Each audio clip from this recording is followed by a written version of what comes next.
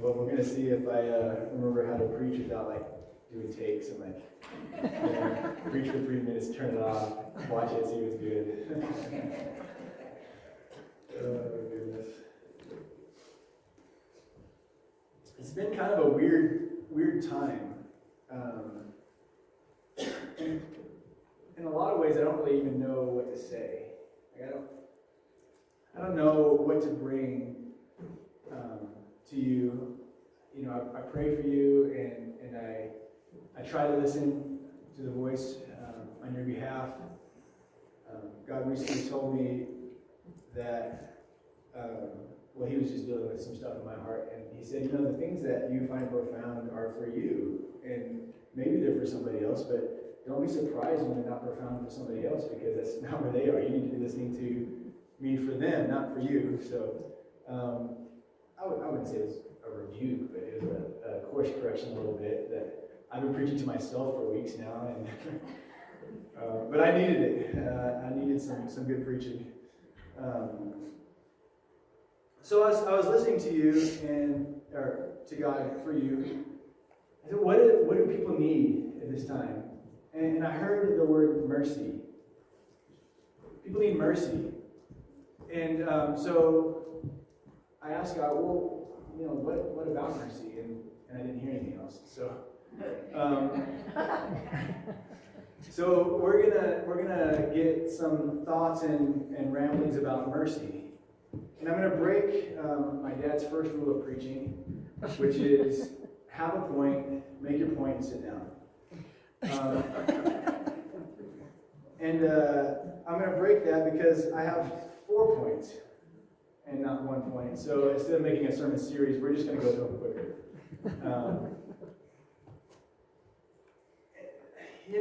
Maybe they're thoughts, maybe they're soapboxes, but I think that there's some stuff here that's for everyone. And so let's just get going. And Matthew chapter 5, verse 7, I think it'll be on the screen above my head. It says, "Blessed are the merciful, for they will receive mercy." And I was reminded of this, the parable that Jesus told of a guy who had a huge debt, 10,000 talents. And the talent is like a year's worth of work. So 10,000 years worth of work. I did a little bit of math, and that's a lot of money. It's like a ridiculous amount. It's almost like a man owed $1 billion or something, like a gazillion, like some imaginary number. A huge number, unpayable. And he was called in to the man he owed the money to.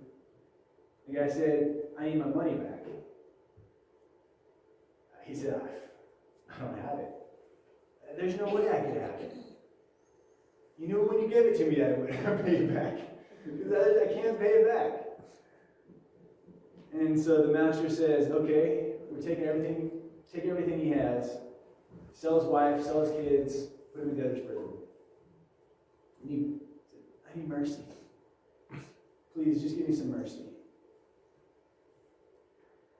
And the master said, "Okay, don't worry about it. I forgive it. I forgive the debt." The guy later on walks by and found somebody else that owes him a little bit of money. It wasn't an insignificant amount of money, but it wasn't, 30, 11 dozen billion or whatever. It was a little bit of money. He said, "Give me my money. I don't have your money. I can't repay it." And instead of showing him the mercy that he was shown, he threw the guy in the debtor's prison. Well, when the original master heard about this, he's furious.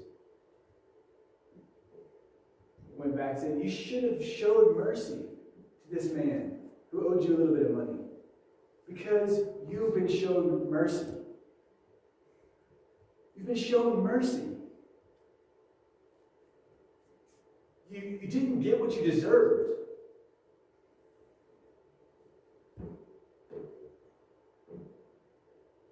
So the first thing that I thought about when I was starting to think about mercy was that we have mercy on people because we want mercy ourselves, or because we realize we received it. Probably both. That's our motivation for mercy. When we come across people that have offended us, or owe us, or are just operating out of a different perspective than we are, we show them mercy because we've been shown mercy. And be careful thinking that the person needs more mercy than you need.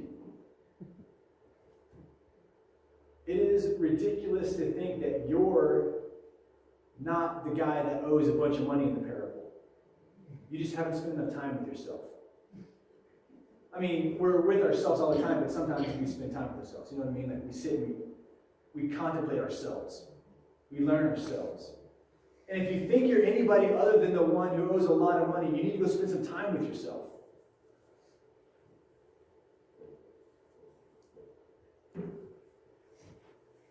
Because whatever goodness is in you was put there by mercy.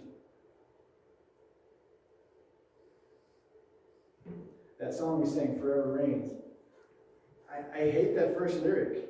I tried to change it, but it just didn't stick. It says, you're good when there's nothing good in me. And I mean, I get what he's saying, but I like it better. You're good, you're the good in me.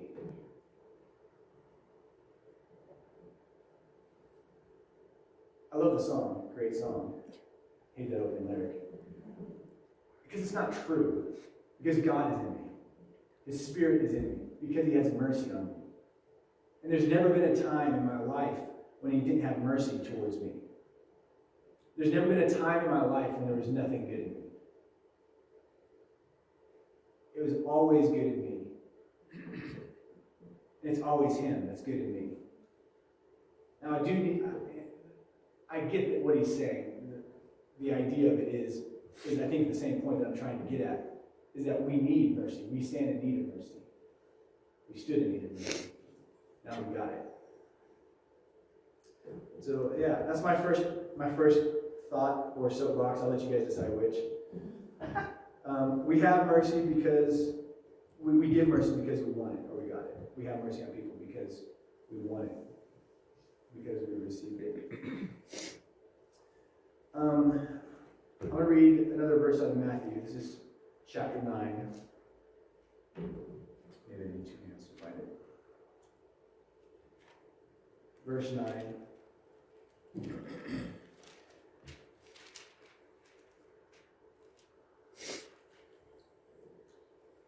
Jesus passed on from there, and he saw a man called Matthew sitting at the tax booth, and he said to him, "Follow me." And he rose and followed him.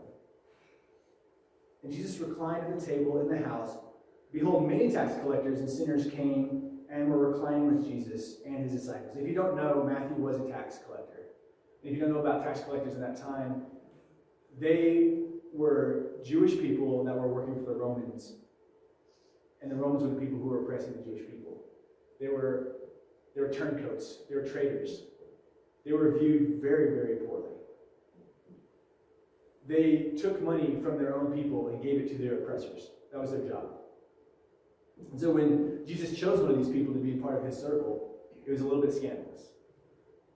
And I'm sure it caused problems because there was a zealot in the group too. The zealots were the people who would go around and kill tax collectors.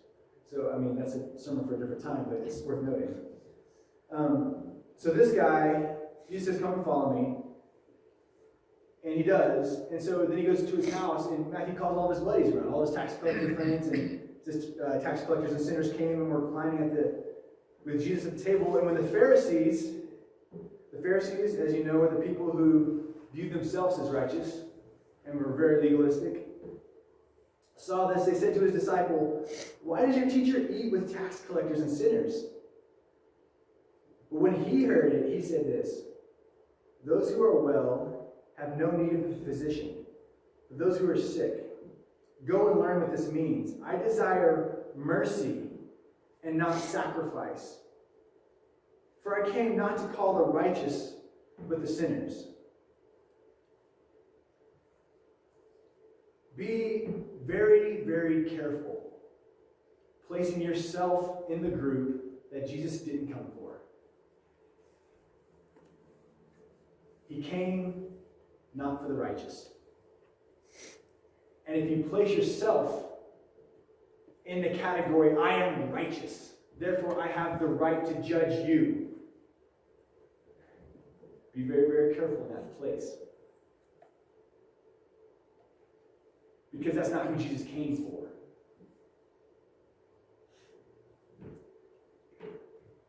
The issue in calling yourself righteous is that it's often in context of somebody else. That I'm righteous, you're unrighteous. Here's the line, I'm in, you're out. That is the opposite of what Jesus came to do. Jesus came to say, you're out, come in. He was blurring the lines, taking the lines, obliterating the lines. So if you're one that says, I am righteous, you can say that, but not in the context of I am righteous and you're unrighteous.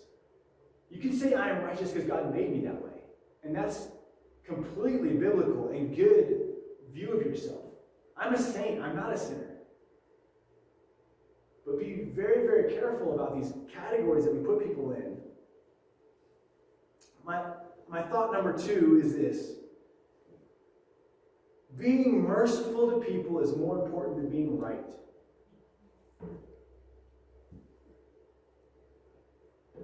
It is more important for me to be merciful to my friend than to be right to my friend.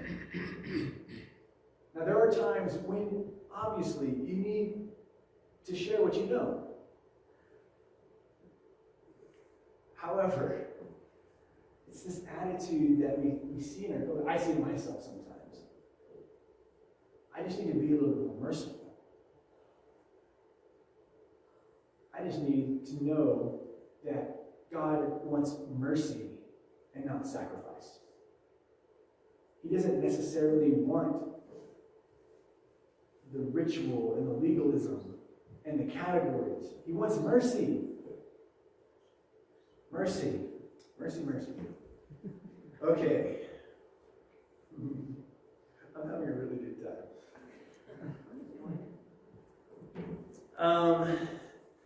Okay, so sometimes I get a little frustrated with the discourse in our country. Sometimes I feel like we have completely lost the ability to disagree with people without dismissing people. Mike and I were talking about this on our hike up one day.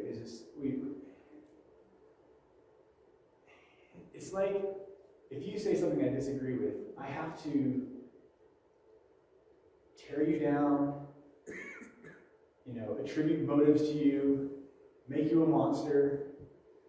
I can't just say, I don't agree with that. And if you're in a category of people that I'm supposed to disagree with, I can't say anything nice about you. Because I might lose whatever capital I have with my in crowd. It's just ridiculous. It's a little bit ridiculous. We see it's easy to pick on a political situation because it's just so obvious there. Like, when was the last time you heard somebody say, like in a debate, oh, that was a good point? Like, surely somebody's made a good point in one of these debates that the other person can recognize. Oh, that's a good thought. Let's think about that together some. It's just frustrating. And I saw this article. It was, well, I didn't read it. I saw the headline, so I don't really know what That's the way I read my news. I can only handle it in about 7 minutes, and then I gotta stop. But it was about, it was actually, I think, probably a good article. It was imploring Christians to not engage in this type of behavior over the mask issue. Like, don't lose your Christian witness over the mask issue. Like, don't judge people for wearing masks. Don't judge people for not wearing masks. Let's just, manage ourselves. Even if you disagree. And I'm like, oh, my head's going to explode. Like, what else do we need to disagree about? A couple of weeks ago, the governor was making some decisions and putting some stuff out there that I didn't really agree with all of it. And I found in my heart I was attributing to her motivations. I said to myself, she's on such a power trip. She just wants more power. Man, what a terrible, terrible thing to say about somebody. Even if it was right.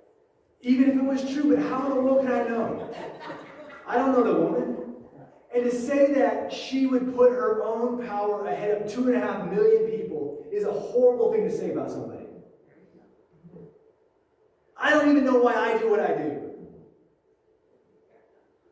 I can't even figure out my own decisions in my own heart. And I don't even know this woman. And yet I know what she's doing and why. Oh, she's just trying to become vice president of the United States. You don't know a thing. Until recently, I couldn't even pick her out of a room. And now I know her heart and can attribute motivations to her. Oh my goodness. God, would you just give us some mercy in our public discourse?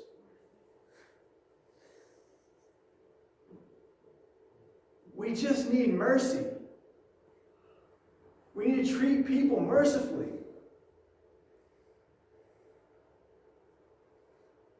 And after I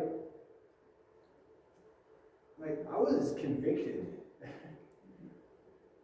After I repented of all that, I found in my heart love for this woman. She's doing the best she can in a situation that's super hard. If she does nothing, she gets yelled at. If she does something, she gets yelled at. People hate her, no matter what she does.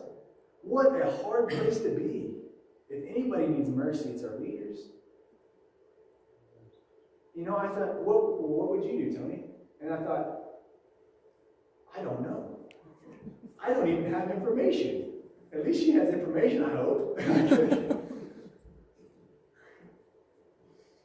Oh my goodness, can we just have mercy in our public discourse?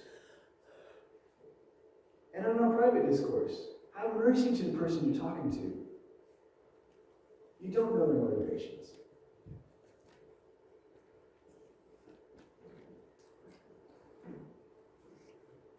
My last point, or soapbox, depending on I don't know what the difference is actually. God has been using this time to work on people. And I've talked with lots and lots of people who said, God is doing something here in my heart. I'm slowing down, changing my routines, and making I'm trying to be transformed in this time. God is really trying to do a work in me. And I have also heard in a lot of my conversations with people that we need mercy on ourselves. We need to have a little bit of mercy on ourselves. It is not easy to walk through change. It is a difficult thing to do. So have a little mercy on yourself. Mercy needs a voice in our inner discourse as well as our public discourse. We need to let mercy have a voice in our inner discourse. There is a difference between conviction and guilt. When the Holy Spirit convicts you, it comes with the desire to change and picture of who you could be. When the enemy attacks you, it's guilt and how terrible you are. And how much you can't change about you. And there's a difference. And when you're in the place of guilt that says you are less than what God says you are, that's the place for mercy. That's the place when you don't listen to those lies, and you give yourself mercy. When the Holy Spirit convicts you and you need to walk through transformation, walk through it. It's tough, but you need to walk through it. But you will have hope because it's the Holy Spirit that's moving it. So if you are trying to walk through transformation out of a sense of guilt, please stop. Please stop. First of all, you won't be successful because your guide doesn't want you to be. You are following the wrong guide. You will only go down into how terrible you are. Because that's where that guide wants you to be. Instead, find the voice that says, this is who you are. You can be better. And let go of the guilt and walk through the transformation that way. It's the only way it's possible. Have you ever just tried to change yourself? It just doesn't work. It just doesn't work. You have to have a picture of hope. You have to have an idea of the transformation. You have to have that. And you need mercy. Point 1, we have mercy on people because we want it or we got it. Mostly both. Point 2, being merciful to people is more important than being right. Point 3, mercy needs a voice in our public and our private discourse. And point 4, mercy needs a voice in our inner discourse. Those were my soapboxes that I was planning on giving to you today. Then early this morning, I had a spiritual encounter in my bed before I got up. And the angel looked like James Spader. I don't know why. And James Spader angel said that we're all earthen vessels. We're all easily broken.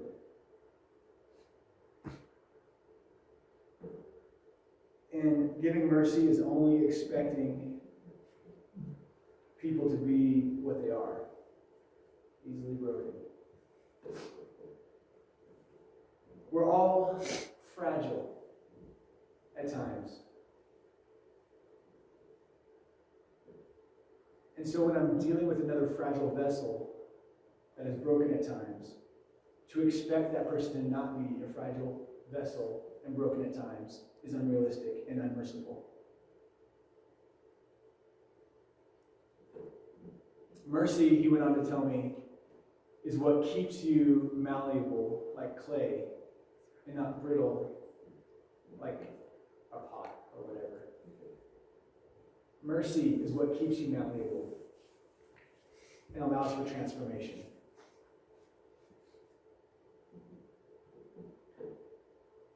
Listen, if you are going to be transformed, you need to start with mercy towards others and towards yourself.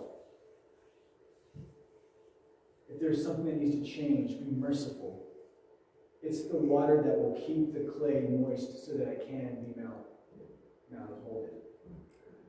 So it can be molded and shaped into the right vessel. I think it's really great that Ken had a word about vessels today and how we need to be clean vessels. And I pray that mercy be the place we start. Look, I know there are people here in this room that are desperate for transformation.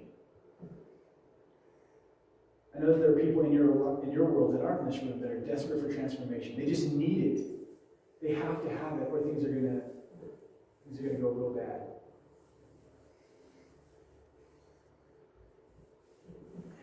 For you, I would say, start with being merciful to yourself. Don't expect you to be anything other than you are. Quit thinking about how bad you are. Quit thinking about it that way. Start thinking about the direction you're going. Show yourself the mercy that you need. Just be merciful to yourself and to others.